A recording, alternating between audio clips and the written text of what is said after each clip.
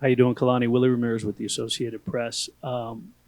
Since Power Slap won, one thing that I've obviously noticed, we've all noticed really, is I did a scene setting story Yeah, for the Associated Press, and I spoke to the crazy Hawaiian, and just his presence. yeah. So many people knew who he was, especially the Pollies that were in the audience. And since then, all we've seen Islanders just the support, the energy, even if it's two strikers that aren't Islanders. Can you talk about the culture and the history and what it means just within the Polynesian culture, this sport? I feel like this sport is like it's a growing sport. Not too many Polynesians in the sport. Just I know the crazy Hawaiian is one that's been there since the beginning, and just being able to be a part of that, it's a blessing. And just like all, a whole bunch of professional sports like football, basketball, there's a bunch of Polynesians coming up, and just us being able to represent in this sport it's big for me, and I feel like it's big for him too. They were trying to sort of get the numbers for me, and if I'm not mistaken, based off the roster as of right now, we're not definite, but it's around 15% of the strikers that are contracted with Power Slap are Polynesians. But the fan base also, you've been to the events, you know wherever slap fighting, power slap, the energy that the fans bring Yeah. and the Polynesian culture. Can you speak to that? Yeah, that's just part of our culture. Whenever you see a Polynesian win, or whenever you see them like succeeding, people try to, just the energy is unmatched. Like the screaming, the shouting, that's just all energy. That gives us energy to perform better. And I feel like that's the one thing that us Polynesian have an advantage with is like the support system. I asked Ko earlier just, where he remembers it come from. He said, of course, his parents and discipline, and it could be any family member. You just get slapped. But as far as the sport itself, as you grew into, an adult, how far back do you remember it becoming? He remembered just before COVID, but for you, and then getting involved and how deep this runs before Dana brought Power Slap to life. What was it? What was the question again? Just how far back you can recollect The sport. for you, yeah, when it came to where it came from for you. I just remember watching football. When I was playing football, I would look on YouTube and then I would see the slap fighting championship, and I would see co That was like what 3 years ago. So I think that was probably the last time I remember.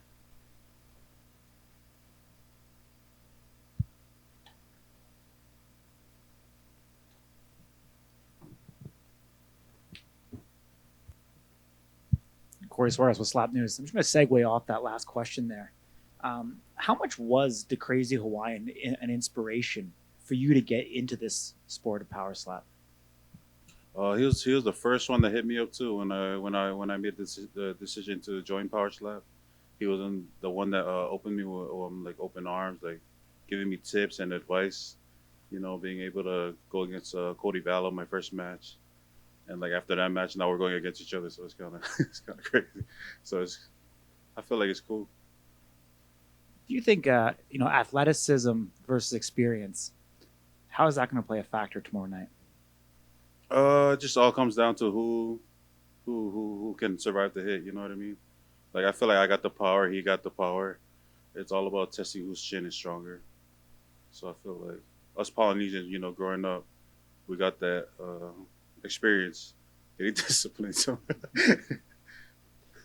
Some of the Hawaiian fans on social media have talked about not liking seeing two island boys fighting each other. What do you want to say to those fans?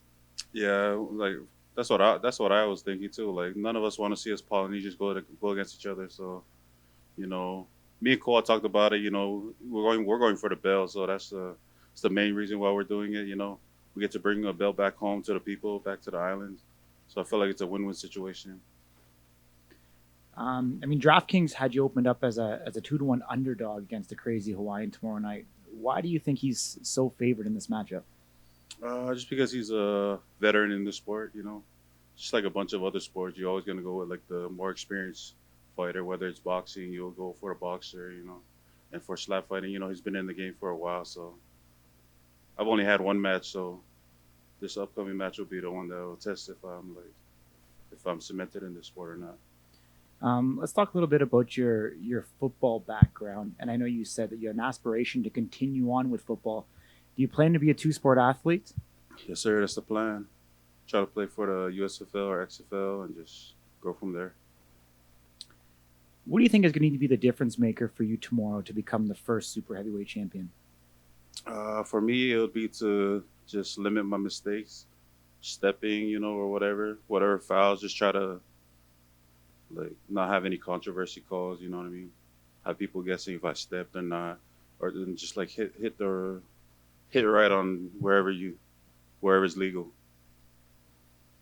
When you get drafted to the NFL, I'm sure there was an outpour from the Hawaiian fans.